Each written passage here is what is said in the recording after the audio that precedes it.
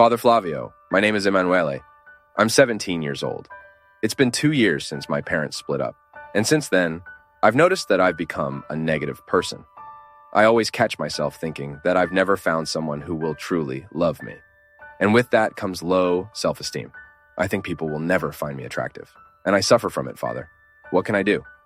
Oh, my daughter, the way we perceive ourselves is absolutely important for us to receive the perception that others have of us.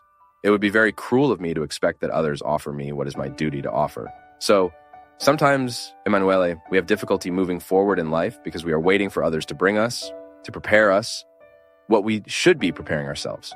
So what is the first reality to be healed? To take a distance from your parents' failed marriage and try to understand that this is not a rule for you. Because sometimes, when I see the failure of my parents' marriage, I tend to think that mine will also be a failed experience. Because it's the closest example we have of ourselves. So we need to air out this dirty laundry. We need to reorient this view. Yes. Okay. I will always have an easier time interpreting the world based on what is being offered to me. So I interpret marriage based on the closest marriage I have. If my parents' marriage didn't work out, I tend to think that all marriages will be like theirs. And no, allow that impression to go away. Look at other models that have worked out. Without the romantic view, please. Marriage can only work out to the extent that we fight for it daily. And they lived happily ever after. That doesn't exist, no. And after you manage to have a vision that corresponds to reality, you work with the possibility that you can also experience that in your life. Loving is possible. Being loved is also possible. But this love only becomes a reality in our lives to the extent that we open ourselves to it. That you offer yourself daily an opportunity to love and be loved. What is self-esteem? It's the first love we experience, isn't it? The first love I experience is not for others, it's for myself. This also belongs to maturity. When you are able to let go of that excess love for yourself, which is typical of a child, because a child cannot share, they don't have emotional, affective, cognitive maturity to give themselves to someone.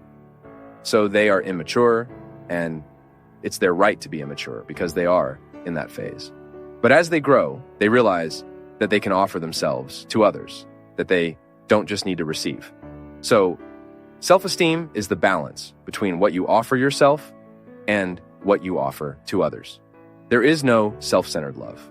Self-esteem is never a solitary love. The love I have for myself is always shared with others, but I have to love myself because otherwise I keep giving without offering myself. And then naturally, I create a downfall for myself. That's why maturity leads me to understand that in the exercise of self-love, I learn to love others. And also in the exercise of loving others, I end up returning to the love I need to have for myself. So, Emanuele, this healing is not just something you need. Don't think it's just you who suffers from this discouragement. No. Many of us suffer from this discouragement, or many of us experience the failure of not being sufficiently loved by ourselves. Yes, I need to love myself sufficiently. To love myself means to reconcile with my limits, to know all my, or as much as I can, of my weaknesses. Because sometimes I'm not able to know everything, but the most I can know about these weaknesses, so I can use them to my advantage. Yes, because even my weakness, if it's under my control, it favors me. There are restrictions that make things possible. I am made possible when I live restrictions sincerely, honestly, justly. The experience of loving yourself is your first homework assignment. And then, naturally, you start getting rid of this pessimism, which can indeed be a consequence of your parents' unhappiness. We absorb so much from others, right? I absorb all the time from the people who pass by me. I repeat, what is alkaline and what is acidic is offered to me all the time. Now the problem is when I offer myself the acidic feeling, when I offer myself the pessimism. We continue tomorrow in the next video. Complete conference links in the description.